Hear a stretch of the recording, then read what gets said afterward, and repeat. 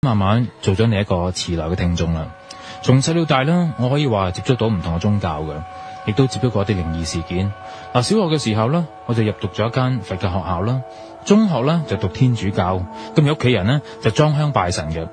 期間呢亦都有試過同幾個朋友仔啦，可能玩神打啊、銀仙咁。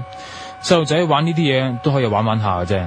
但係見朋友標完童之後咧，就真係可以話識得打關斗啊，又識得好似真功夫咁樣，好鬼逼真嘅。於是自己咧都嘗試試一次，逐之咧有一次真係俾我標到童。開始感覺時候咧，身體係唔受控制嘅。嗰刻咧，真係第一次接觸到，我上身感覺好奇怪嘅，成個人咧跟住向後踏落啲石屎度，個背脊竟然感覺到好似軟綿綿咁樣嘅。其實咧，屋企人係有真真正正啦去過九龍城寨嘅一啲學神功嘅地方咧係學嘅。咁而之後咧，小五嘅暑假，我都俾我嘅爸爸安排咗去學神功。不過學神功之前呢，我曾經親眼目擊過一件非常靈異嘅事情啊！大概喺我小學4、5年班嘅時候啦，當年呢都係80年代頭嘅。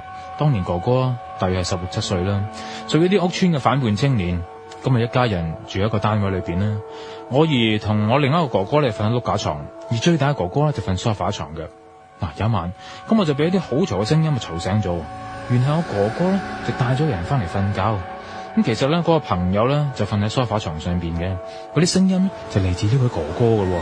咁原來咧，我哥哥咧就帶咗呢位朋友翻嚟嘅時候，就想睇下我哋屋企可唔可以幫到佢。因為其實咧，我爸爸同我哥哥啦都有學過神功，咁而我爸爸喺館裏邊咧，亦屬於一啲師兄輩學嘅嘢咧，比其他人多啦。講翻啲聲音啦，我就俾佢嘈醒，原來就嚟自呢位朋友啦，佢啲叫自我震動嘅聲音啊，係咁自己發出聲音。咁而聽我哥哥講，佢哋一班人喺出事之前呢，去過啲郊外地方，而呢位朋友就一時貪玩啊，每見到有啲小嘅蟾蜍嘅時候咧，佢用隻腳啊不停喺度踩死佢哋，結果咧踩死咗好多蟾蜍。而怪事咧就係佢哋翻嚟之後，開始喺呢位朋友身上面發生啦。講翻當晚情況啦，大概2、3點啦，我就聽到好嘈嘅聲音，將我嘈醒咗啦。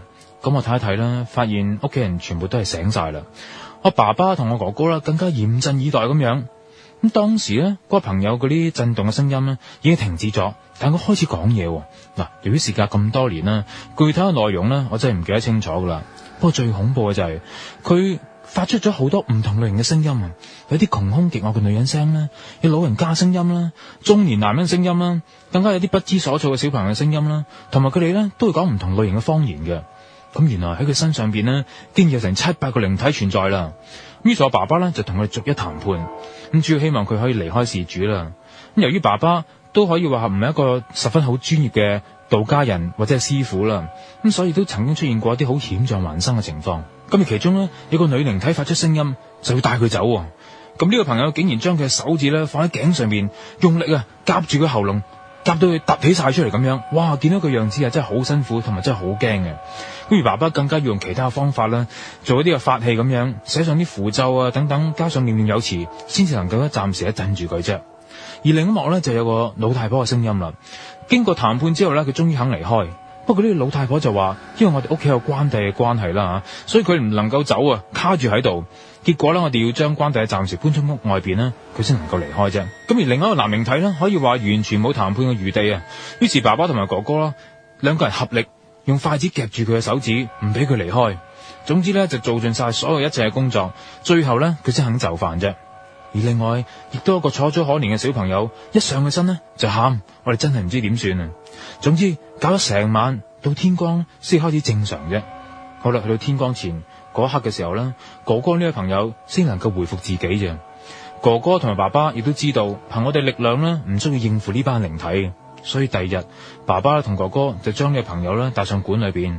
後來啊，聽師傅講，就要馬上接收咗佢，之後呢佢就開始回復正常啦。呢個就係我自己親眼目睹一件靈異事件啊。